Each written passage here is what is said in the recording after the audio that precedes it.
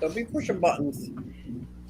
All right, we're live, everybody, and we've got an extra panel member up with us tonight, and that's Terry. Terry's Tropical Tanks, and he's very interested in the subject, so wanted to come up. So welcome, Terry.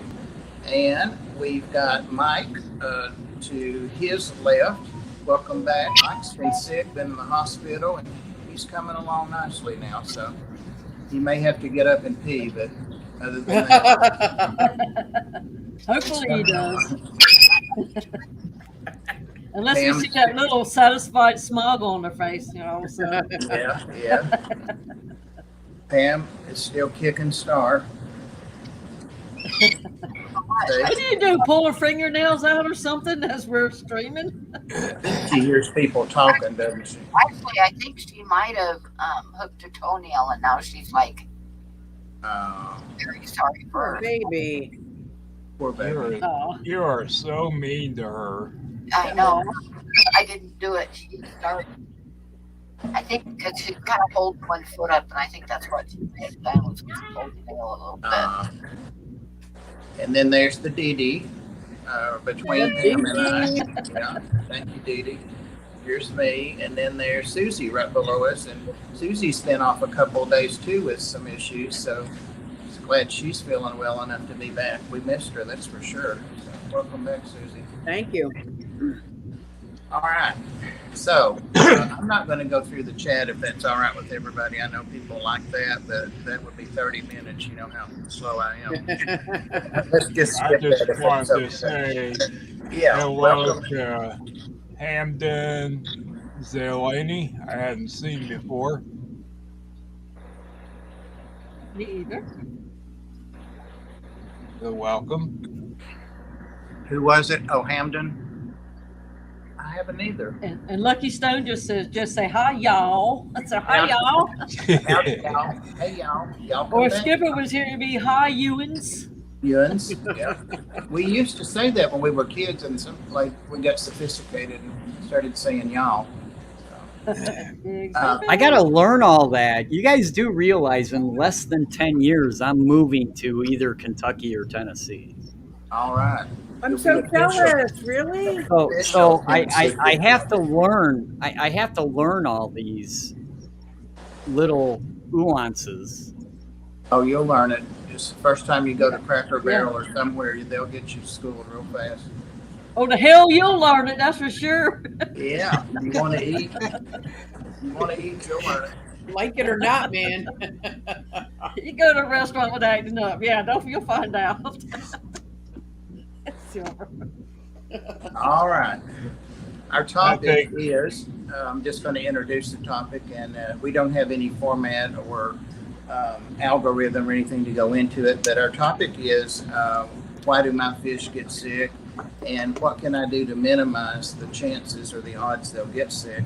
And I was just going to throw out a couple of areas that might affect that, like where fish come from and stress. So, panel. I think stress can be caused from poor water or another fish picking on them, or I mean, stress can be a lot of different things, but I think that a lot of illnesses are stress related. Well, let's assume that we all know that it's stress. Let's talk about the different things that cause stress. I think you're right. Well, hold on a second. Can keep that thought, and I don't disagree at all. But there are many, many, many fish in the wild that get sick too, and they're not stressed. How do you know they're not stressed? How do you know they're not stressed? Yeah, that's a good point, Terry. By definition, okay, Bob said knowing where your fish come from and making sure you give them as close to the wild as possible, but they're still exposed to those I pathogens. don't necessarily agree with that. I think either. Personally, I think it's more important that there's no change to what you introduce them Yeah, to versus exactly. I think stability trying to is get a to where lot they more were. important than trying to.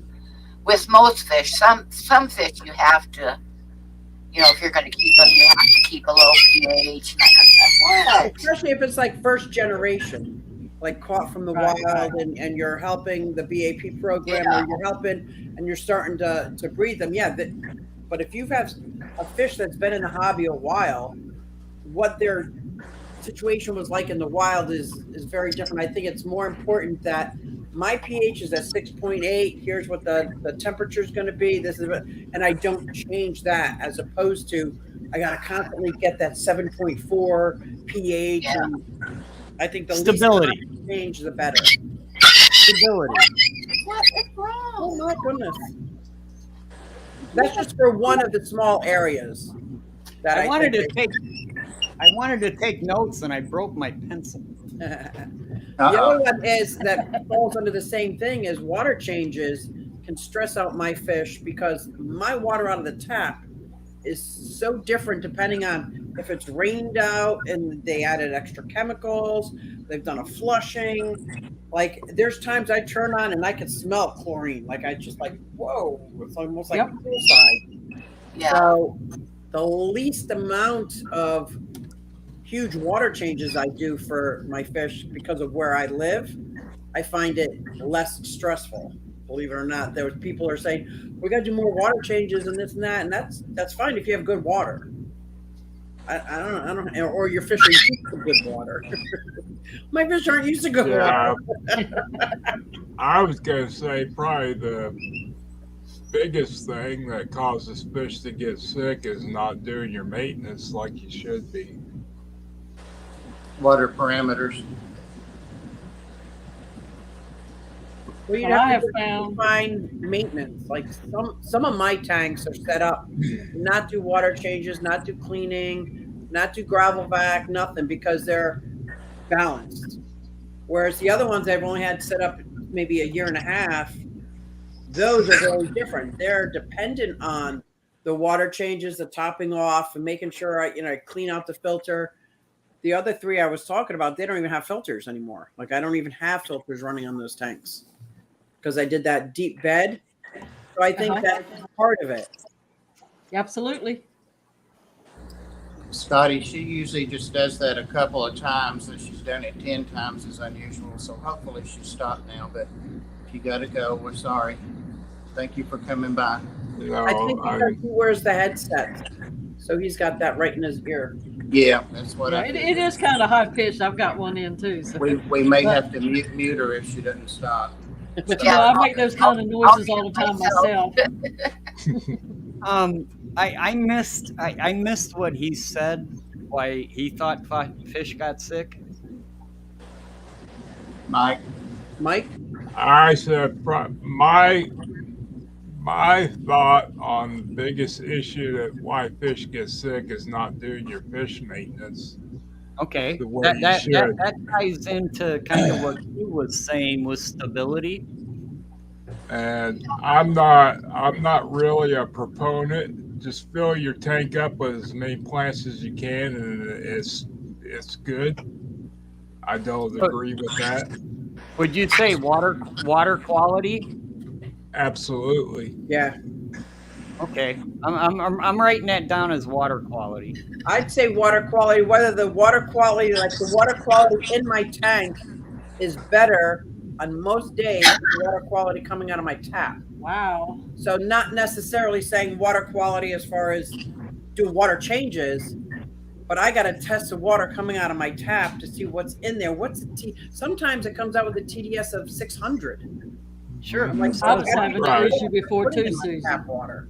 Mine was coming out at 500. Yeah, and then my tank is already a nice steady at like 280, 270, 280. I don't want to add all this extra TDS, not knowing what it is. right. Sure. Right.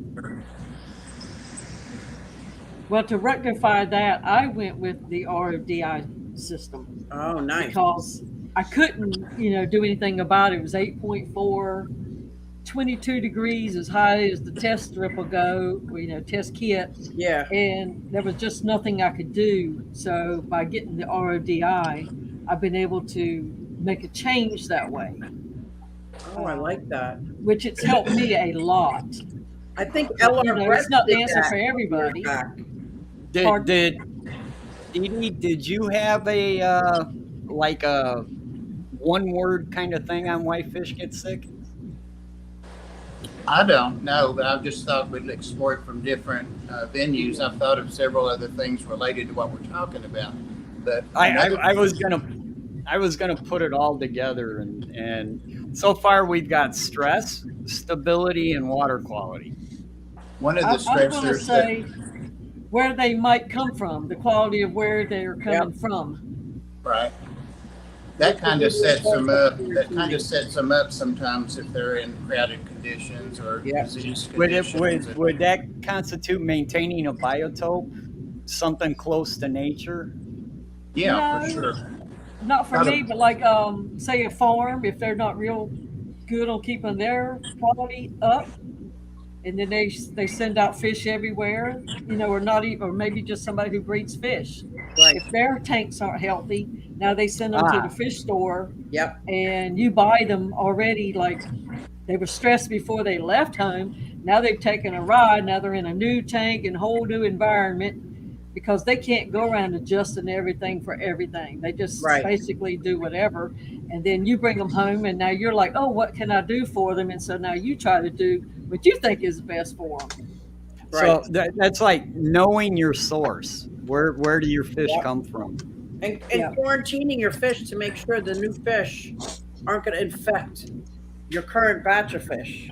That's definitely in that. Yeah. I think it goes farther than that. Is the fish you get, are they fish that'll do good in your type of water? Like if you've got really hard water, don't get soft water fish. Man, agree. so far this list is getting kind of long. Just I to, think that Another stressor that I don't think we pay enough attention to, and I probably go too much the other way, but is food. Not overfeeding, but not feeding quality food and not feeding fish enough. I know it's usually way over the other way, and I have to be careful like that, not to overfeed. But Me too. That's my worst thing. if How about, fish are not getting underfeed? I got to be careful not to underfeed. right, I enjoy watching them eat. So if they're not, what Susie said, if they're not getting what they need, Yep.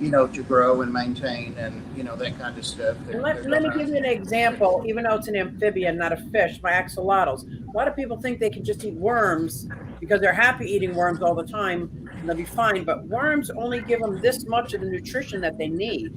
So I have to have them on. It's the same thing with my other fish, which is why I like the flakes and the pellets. It's a nice variety. Maybe some frozen food mixed in there. I stay away from live food unless it's something I bred for the same quarantine reasons that we were just talking about.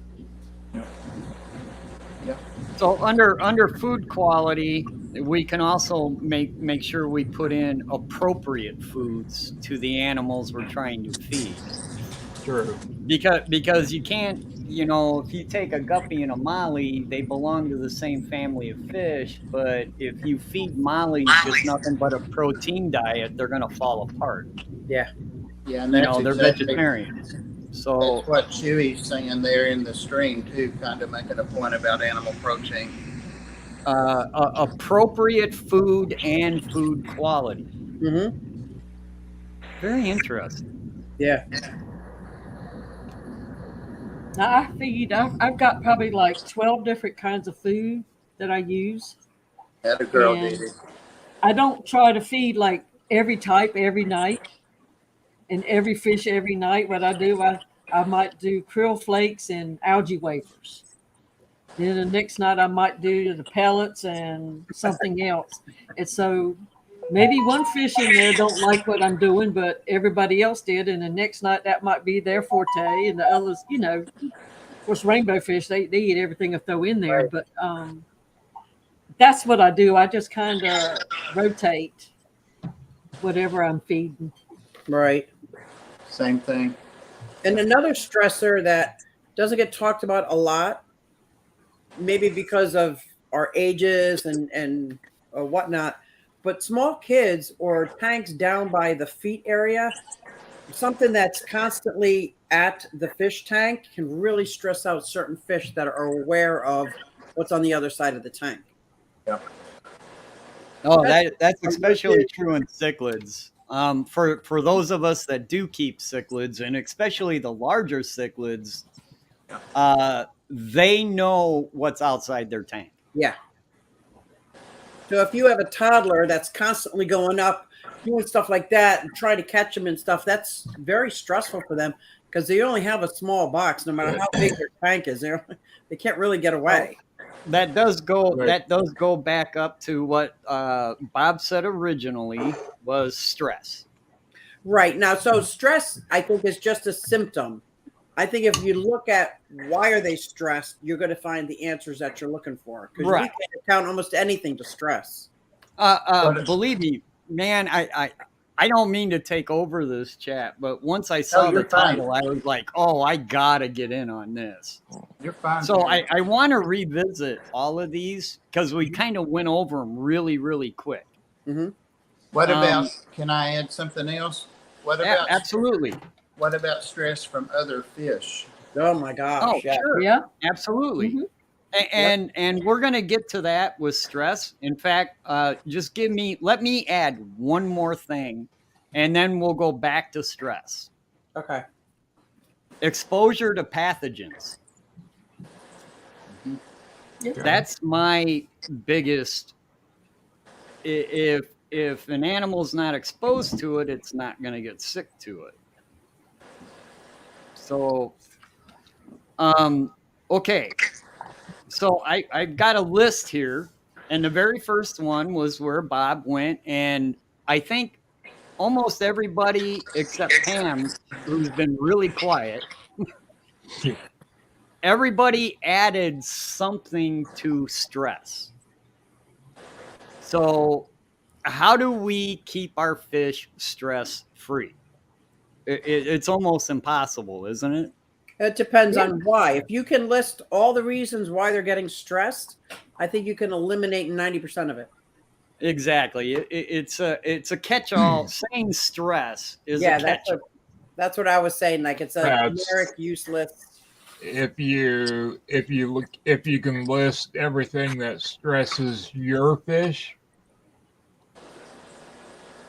Well, it was interesting. Somebody brought up compatibility issues between fish.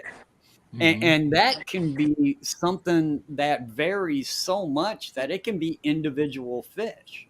Mm-hmm. You can have two fish of different species get along, and then you try to do it again in a different tank with two separate fish, and it doesn't work. Right. Well, and size matters too. Depends on what size tank they're in. Say it again. Dee Dee, I knew you were going to bring up size matters. Well, it's just the obvious.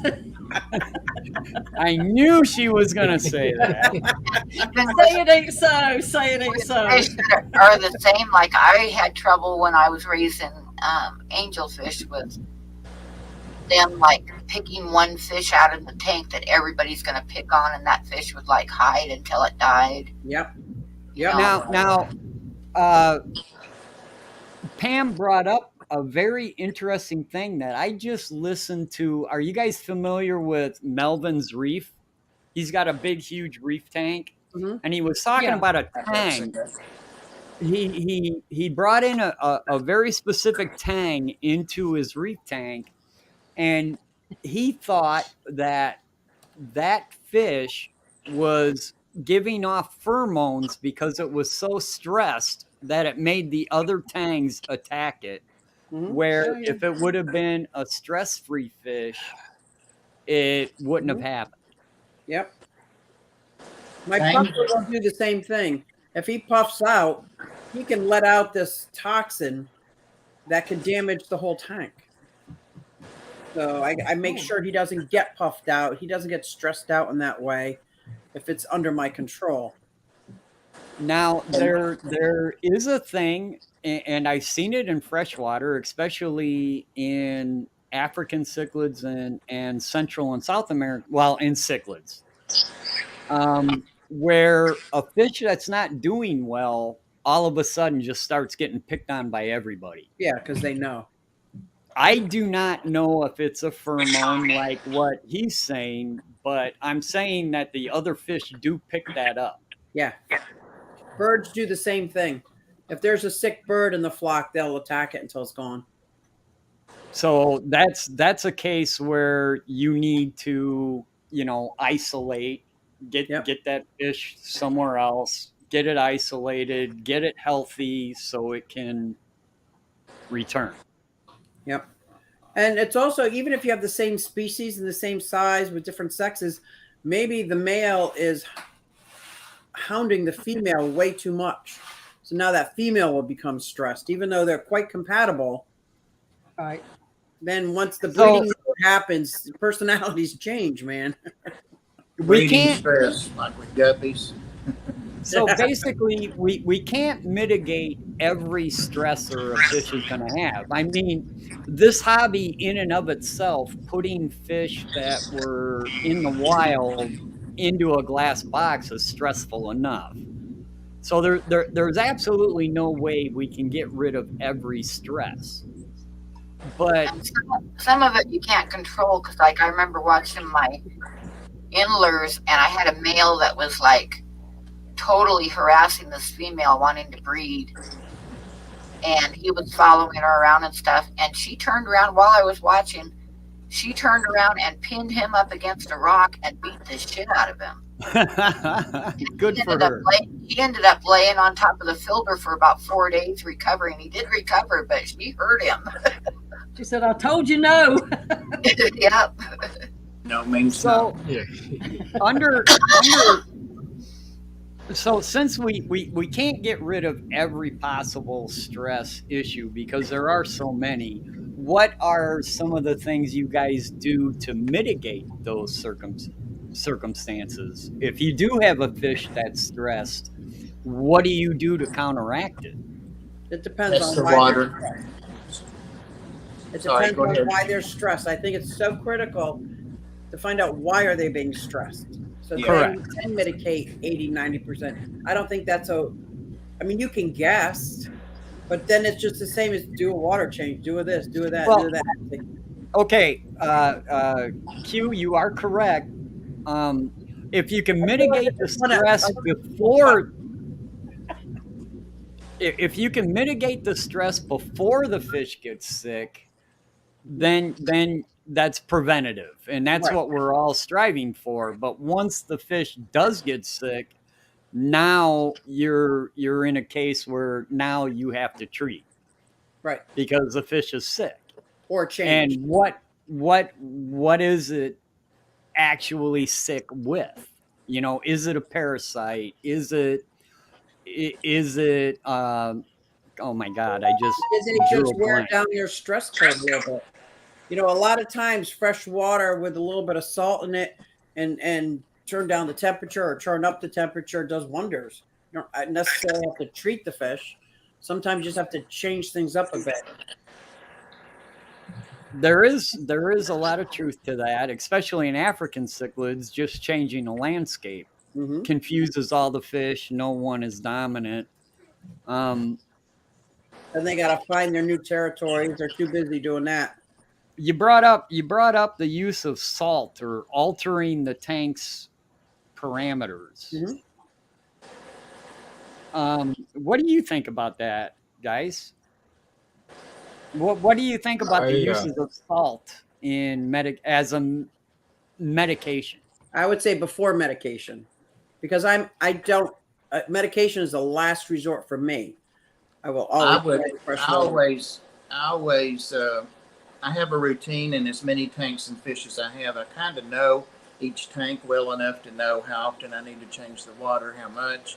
And if I don't, I can tell when the fish need a water change right away. But anyway, I always just start with basics and check my water parameters. If I can't see anything obvious like parasites or fighting or, just like a process, the simple thing, the basic thing, But if just one fish you're going into the water quality. Well, they have to breathe that and eat that, and that's how they have the osmosis, and so that's a big thing. So it could be something you want to eliminate, or I always do. you know. Mhm. I I've think used I'm going salt to several do. times too. You do? First, yeah, first. And how do you use it? Like when I had a sick dojo loach, I pulled him out and I put salt in the water with him, and I gave it a couple of days. It didn't seem to do any, so then I had to start doing something else. But I tried that first. Yep, that's what I do. Now, did And you whatever I use that did as worked a? because I've still got him. It's like a year later, but I don't remember what I did. Hey, Well, there's cause and effect. Were you using the salt as a bath, or were you treating the whole tank? Well, I put him in a isolated tub, and I Okay, just treated that water. And I did it very so little at first, so it wasn't such a big change. and what were its symptoms that it treated? Well, it had ripped off half of its face. Half of his But his as an mouth was injury? gone. Yeah, and come to Okay. find out, I finally did figure out what he cut his face on. The bottom end of a thermometer had been broken, Ah, and that glass thermometer, because I couldn't find the reason why something would slice him like that. But apparently, he hit that thing hard enough to break it. wow. But Now, yeah, see, here's a thing I didn't even think about on how broad of a topic this is and how interesting it is to me. Um, Number one, there's different versions of sickness. yeah, that was You an brought injury. up injury. Is injury an actual sickness? If a fish gets No, injured, mm-mm. is that a sickness? Nah. No, but it When can you, turn into a sickness real quick if your Oh, water quality is absolutely. poor. well, you're going to have symptoms to treat with an Yep. injury or Yep. prevent. Sure.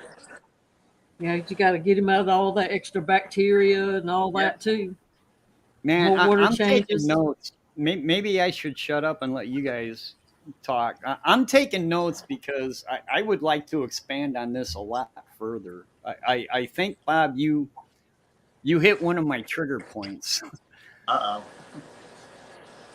And I'd like to talk a lot more in depth than what we have time for here If you on want to take a it to lot of some this. particular place, we can always have another stream Yeah. and talk about other aspects of this. So if there's something that you want to explore more, No, feel free to I do am. it. I swear to God, I am on a fact finding mission here. I am putting notes in my head and I'm writing them down, and because each one of these is can be gone on a lot major topic. It's such a broad topic. It's like Hmm. how do you go into this? What makes a fish sick? Well, That's Yeah. what there's I just wanted to throw it bazillion against different the ways. wall and see what we did with it. Each tank is completely different, so Yeah. Exactly. I honestly think everybody here could do a video on each one of the things that we've hit on, and Oh, for sure. it's very interesting to me. I'm sorry, you got me on incorrect one of water those days. temperature. Paul McCarthy says if you got fish in too high of a temperature, they're not comfortable with it. That can throw everything into stress. Yeah, Too somebody just moved a tank, and I won't Yep. say who it is because it's none of my business to be saying that. But he posted he moved a tank, but he forgot to plug his heater in, so he's watching the fish. And I've done it with those fish before, and I said they'll be fine. With what they are and that they're fried, they'll be fine. So, Now that could go into stability as well. We Yeah. we we touched Same on thing. stability. Yep. You can take a fish outside of its natural parameters and keep it, and it'll maintain healthy, but then as soon as something changes, it all goes to crap.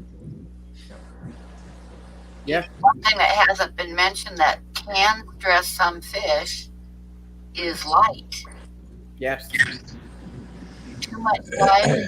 Yep. I actually, this is kind of strange, but this happened. I had a tank full of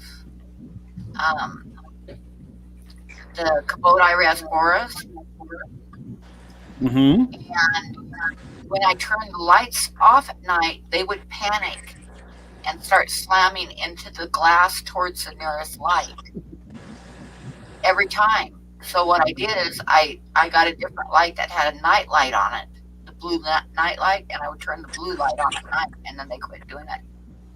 But Okay. light can definitely stress fish. But it made it really easy when I wanted to move them into another tank, and that was a fully planted tank with and they're fast, so trying to catch fish and plants when they don't want to be caught is impossible. But I took a 12-inch net and put it up to the side of the glass that was closest to the next tank. Right.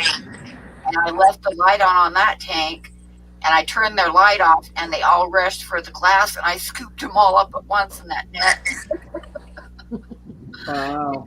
I mean, I got all of them in one swoop because they all rushed for the light. But people don't think about, little rasboras being sensitive to light, but they definitely did not like it. Like the lights off on the tank. Rasboras, most of the rasboras, they spawn in either dawn or dusk. So that's when they're most active, is in that change. And if that change happens too suddenly, sure. Yeah, that's what I was just gonna say. It might be the fact of just turning the light off and it's all gone all at once, instead of like if you had a dimming option or something. But like I say, what I did was I got a different light that I could I turned the blue light on while the other one was still on, and then I turned the white one off and just have the blue light, and then they were fine. There's also fish that don't like to be in the light at all. Right. You got to have shadowed areas or have a dim light on their tank, or they'll be stressed. Patty? I have had many times where I've turned just the house lights on and not the tank lights, and had fish jump out of the tank. It happens. Yeah. And I usually hear them flopping around. I pick them back up, throw them back in. But it does happen. My axolotls are very sensitive to light, and just setting up like canopies inside there, because I know the ambient light could stress them out. So they have a lot of like tree forest canopy stuff in their tank, so they can always go, not necessarily a cave, but they can go under it and get some. Yeah, it's because they can't close their eyelids, so and their eyelids kind of look up, so you don't want to have a light on their tank without having some place for them to get underneath and out of the light. Yeah. Something that I learned the hard way that I cause major stress is not being aware of like hand creams, Oh, good aromatics, yeah, all that kind of stuff. It never ever dawned on me. You just think, oh, you wash your hands and it's fine. Yeah. Well, it's not fine, because like I had done the kids' hair, and several hours before, and had washed my hands numerous times. But the minute I stuck them in one of the tanks, I felt the oil underneath my rings, and so I'm throwing Aquachar in there, and and I went and scrubbed my hands real good. Of course, Brooklyn had told me about using rubbing alcohol to spray your hands. She keeps a spray bottle, and that way she sprays down her hands too. And that's something that I've been more cognitive about, because when I took down 4 tanks all in the same time period, I don't know what happened. I can only guess it was it could have been the blow machine that he got to put the sanitizer around when COVID first hit. Yeah. If it got turned on, which I suspect that's what did, but I'm not 100% sure. Or I could have had hand cream on my hands. Yep. And so Now, I don't know. What I do like about what Brooklyn told you about spraying down with alcohol is exposure to pathogens, whereas there seems to be a common idea that ick is everywhere and it just randomly shows up.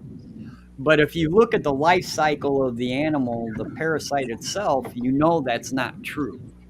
It's brought in. You bring it in. It just doesn't naturally appear in North America.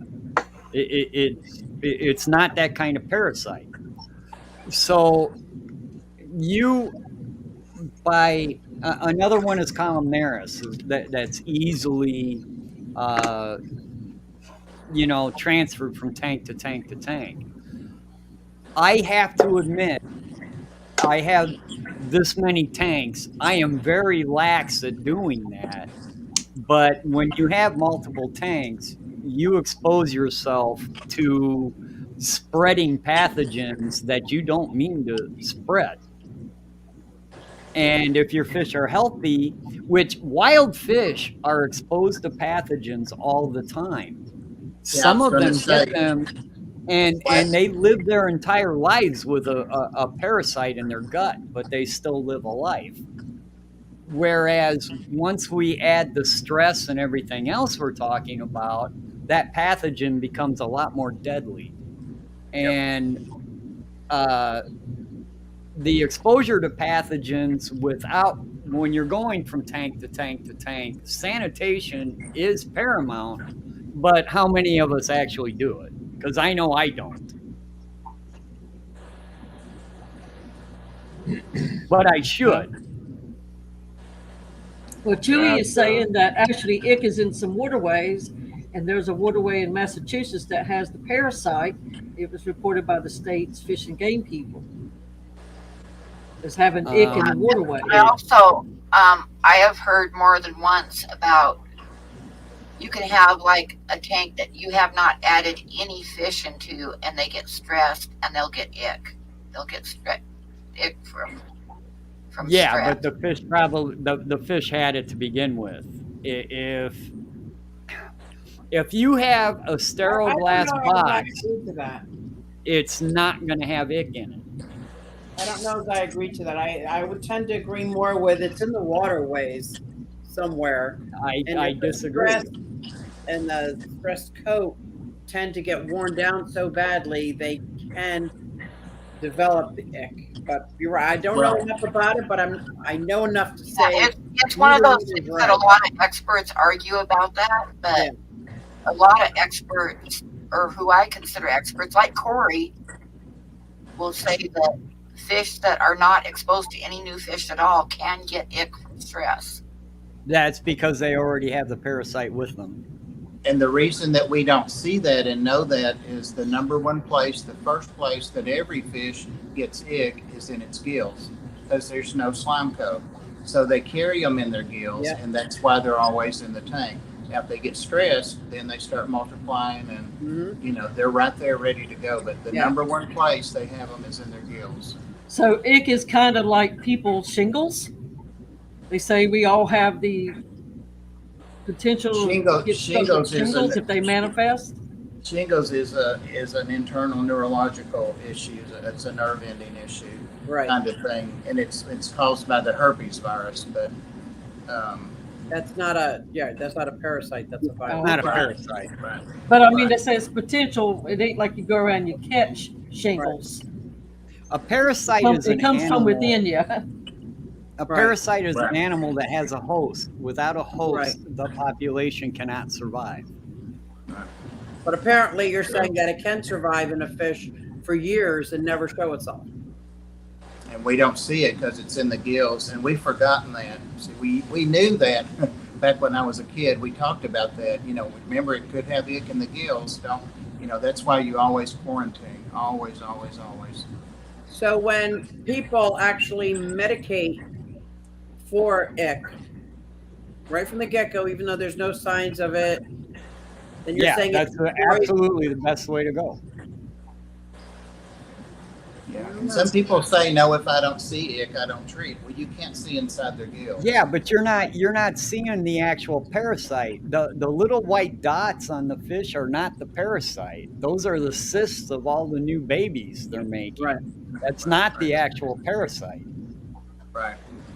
And the difference, if it's in all the waterways, the natural waterways, and other pathogens too, It's the fact that there's a steady flow of fresh water, so it's I not. have Then you can never. put it in a little box, and all, like say an ick explodes with babies.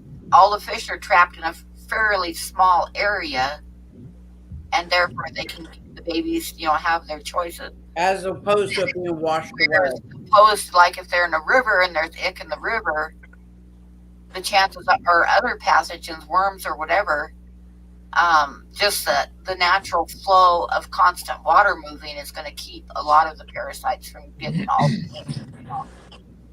Silver Creek Aquatics asks, so ick is something that is treated but never actually goes away? It can come back over and over?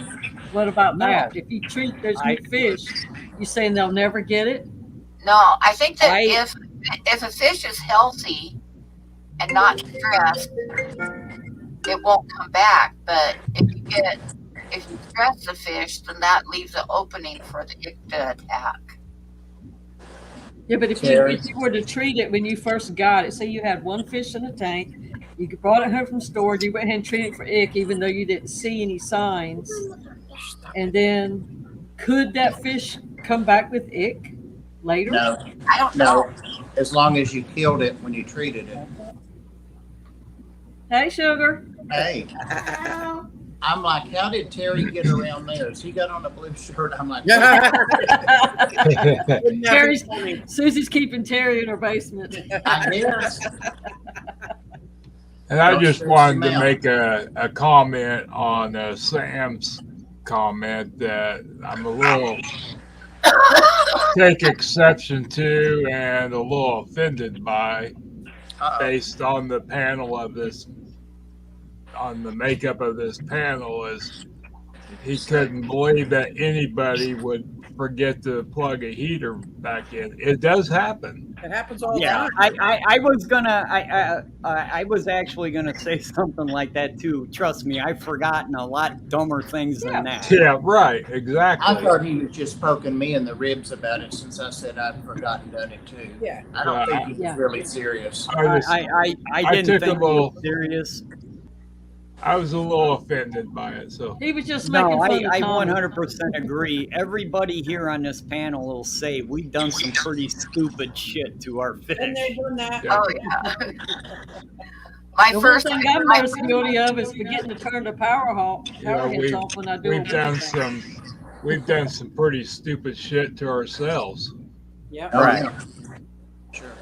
Yep. When I had lost my my first ampelope. tank, I was like 13 years old, so it was many, many, many years ago.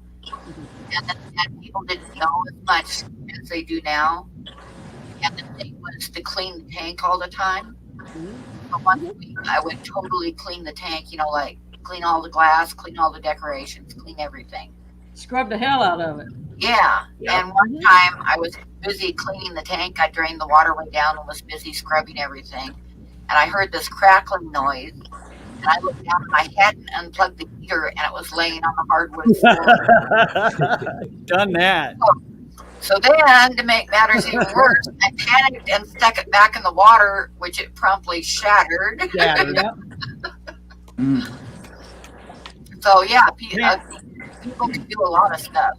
We can do a lot of Pam, stuff. I've done the exact same thing. I burned a hole in the carpet and then shattered the heater. I've done the exact same thing. I didn't mean to take over this thing. I just think that it was such a broad topic and so interesting to talk about that I think we should make it a series, to be honest with you, because there are I see so a series in many it. We've ended back up. different avenues. Yeah, We we've ended call back it up. What's in Your Tank? Yeah. Yep. My like subconscious thought about the whole thing was, why do our fish get sick and fish in the wild don't? And so we've ended up back there by going the long way around, Right. I think a lot of it with pathogens and fish in the wild, it's just the water flow and the large volume of water, so they're less It's their diluted. Yeah. chances are the percentage is a lot less of them coming into contact with worms or Yeah, but And they- there are fish in the volume of water and constant flow. there are fish in the wild that live perfectly fine with a lot of the pathogens that are fatal in our fish tanks, Mhm. and they live perfectly happy, normal lives in the wild. So that's why I mean, what's one of the biggest things when you go collecting in the wild? Oh, we got to quarantine them because we don't know what they have. And at what point? And this goes back to the stress thing. Is this fish in the wild normally lives with this parasite in its gut, but once it gets stressed, now this parasite becomes fatal. Mhm. And is it the parasite that became fatal, or is it the stress that became fatal, or is it a combination of the both? Or is it in the wild, the water's always being cleansed? Yep. Yeah. Yeah, but the parasite's in its gut. It doesn't leave. Once the parasite is there, it's there forever. Yeah, but It the other doesn't go thing away. is if the parasite multiplies out in the wild, most of it is going to get washed away. Whereas if you're in a little tiny box and it multiplies, then you're Yeah, going to get except more of it. And keep in mind, except fish if that you are out in do the wild. Pam, if you do samples in the wild, you're getting multi-aged fish. So you're getting old fish with this same parasite and young fish with this same parasite, which seems to prove the concept that they live their entire life with Right. Well, that parasite in their gut. even with the parasite aside, you're taking samples. You're not catching the dead fish that died from the parasite or the disease because it went washed away or was eaten by someone else. We're not seeing it like in our 200-gallon tank. We're gonna see them floating. We're gonna pull them Right. out. We're not seeing all these sick fish out in there, and it's not to say that they're. I'm saying there's just as much stress going on out there and fish dying and getting eaten by other fish because they are sick just as much as there are in our tanks. Maybe not that one particular parasite you're talking about that needs that second stressor, but I'm sure that happens in the wild all the time. All of a sudden, a big fish moves into their neighborhood, and now Oh that's yeah, I just got kicked out. And I'm a little they fish, can and I get- just got kicked out. They get eaten before they get a chance to get sick. right. So I think it's the Right. same. It's just where they're under microscope in our tank because they're Yeah, so correct. See, Susie, I knew I loved you for a reason. tiny. So many reasons, Terry. So many reasons. So many. Yeah. There's so many. Okay, all right. So we talked about stress. We talked about ick, and ick is one of those things that is so common that every theory almost has merit. Yeah. So it's one of those things that we can go back and forth forever about. So the next thing on my list was brought up was water quality. And here's my question to the panel. What does water quality mean? Does water quality mean maintaining a sterile environment? Does it mean that we maintain what the fish is normally exposed to? Or it goes back to the stability thing. Should we just keep it stable? What do you guys We've think? already found out sterile don't work because if you kill the beneficial bacteria, Right. Well, Sterile there's does not the work. that does not Well, work. first of all, what does sterile mean? And you're right, Dee Dee. Okay. Nobody has a sterile. You can fill up a glass box with water out of your tap, and it doesn't matter if it's coming from a city water source or a well. Granted, from a well, it'll probably develop quicker, but certain processes will happen in that glass box whether we add nothing to it or not. Right. So Right. sterile, And that's what completely I'm saying. sterile. Once that glass box is balanced, it's more important that Yeah. you maintain the balance. But I think a lot of fish keepers don't ever let it get to that balanced state. They're always primping and fixing and changing and doing, and that Guilty. I always got my hands in there. right? But Oh, we see, have what we have balance are you looking for? The balance. Garcia Aquatics has a question he needs us to answer. Who? Garcia Aquatics, he wants to know, how do you use a heater and what brand is better? Oh, that's a whole series, isn't it? I like Dee Dee's answer. The best is to keep your environment and forget the heater. Yeah, get Yeah. rid of heaters. They all go That's what bad. I'm doing this year, and I don't have Yep. to worry about forgetting to plug them in, unplug them, and all that mess. Right. You gotta understand. Should we go down this rabbit hole first of all? You gotta For understand heaters, no. what an aquarium heater Good luck, is a Jimmy. light bulb, and it's turned on and off by a very simple circuit board that opens and watts. It could be a 40-watt light bulb. It could be a 25-watt light bulb. It could be a 300-watt light bulb. Have you ever seen an old incandescent 300-watt light bulb? It's really bright. There's a lot of current that's constantly opening and closing on that circuit board. And eventually, if you know anything about electricity, when you open and close something under current, it's going to arc. Right. And eventually, it's going to eat itself away. So there is not a heater on the planet that is going to last forever. Just not going to happen. So it's best to heat a tank with the environment it's in. If possible.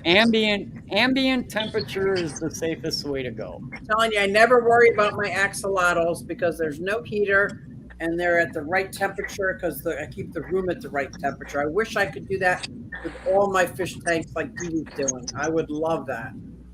Until somebody comes up with a way to electrically make and break an electrical circuit without an arc.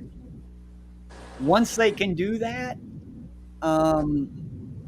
then maybe an aquarium heater will last forever. What about electric tape like we use with reptiles?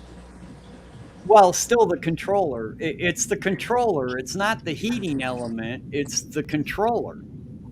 It's the little tiny circuit board that's in that heater that is telling it to turn on and off. Yeah. There has to be a physical set of contacts that close, and then when it opens, there's an arc. There's an electric arc that happens, and it eats away the material between the two tabs. And it just keeps going and going and going to where eventually it's just going to break. And that's why we have the heat pads. We put a thermostat on them. We don't run them just Right. by themselves. Well, now I'm guilty of doing that because I did not have enough outlets to run 2 gadgets for heat. You run out of places to plug them in. Are you talking about the Inkbirds? Because you're not. You can use those. I don't use Inkbirds for my reptiles, but they have a spot because it's a heat controller, right? So there's a spot to plug something in. You're not getting rid of a spot to plug something in. You unplug yours, you plug this in, and then you plug that into that. Oh, okay. Right. I'll be back. And Bob, I hope you're not mad at me, but no, not at all. But don't leave because our time is up. So I was going to go ahead and start closing it down. Okay. Should we make this a series between us? I mean, there's so much material that can be covered. The surface and we're done. It's definitely an interesting discussion, and I feel like it's we could go several ways with it at this point. So, well, screw it. I'm taking it over, man. Be careful, Don't that forget, includes don't feeding forget them Bob's parents. got the button. He can take you down too. And he likes to push buttons. Now, be careful, that includes Pam and Dee Dee. Be careful, Terry. No, you guys, you have no idea how. You know what? I've been really, really bored lately, especially with a lot of the stuff I've been watching, and there are so many issues here that need to be talked about, but they aren't necessarily talked about, and when they are talked about, they're just brushed over. Right. Yeah, there's a lot of material we could get into. But let's do it next week and see how it goes after that. But yeah, I suspect we probably have at least 3 hours we can talk about this stuff. That's what it boils down to. Pretty much nobody got a single answer on why fish get sick. There is no answer, right? There's too many answers for too many different reasons. I have notes. I think you asked I've the got wrong notes. I think the fish get sick because they come to us with parasites and they get stressed out in many ways. And that I'm not sure what it decreases their immunity. I know in people that can be measured in T cells and stuff like that, but I don't know. I've never found a white paper that talks about how fish actually scientifically, physically have their immunity decrease, just that it stresses their immunity. So supposedly that happens in fish. Humans are no different. I mean, if you're worn down, what's one of the leading factors of freaking having a heart attack is stress. Oh yeah, and lots of other. What's going to bring your blood pressure up? Right. Yeah, I But can relate. I haven't seen any study though that's scientific that proves that in fish. There may be some, and I'd love to see them, but it makes sense. Every problem comes down to parasites. And every ecological thing, Yes. freaking parasites, man. Yeah, but what about the viruses? Yep, I think it's parasites. Like you said, if you don't have the guard down, you're not going to get that. I think that is true. Parasites. There is definite truth to that. That's like in my case, my heart's permanently damaged from high blood pressure, so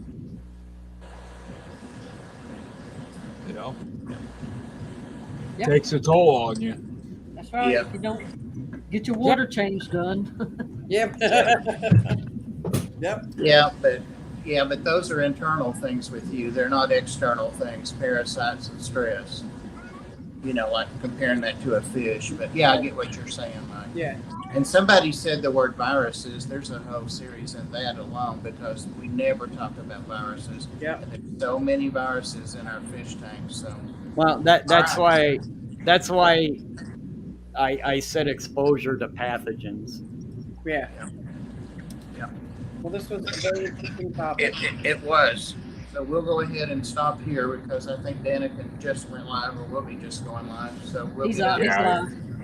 and we'll be back next week then and do it again. But let's come up with a topic, guys. Let me know a topic to put down so that we can continue to drill this down. I guess is our goal. Hey Bob, let's talk. We'll start with number 1 and work our way down the list. All right. Awesome. It's a very good discussion. Yeah, went very well. And no, I appreciate you very much, Terry. Really think it helped a lot having you look at it from a scientific standpoint. Thank you, Silver Creek. All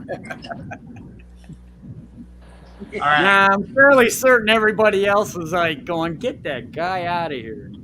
Somebody out there keeps saying for you to send them their plants or something. Jimmy P wants his stuffy grass. Yeah, it's monkey grass. He'll get it eventually. All right, thanks, I panel. willed it to him in my will. Thanks, panel, and thanks, Chad, and thanks, Maud. And see y'all next week for sure. Yeah.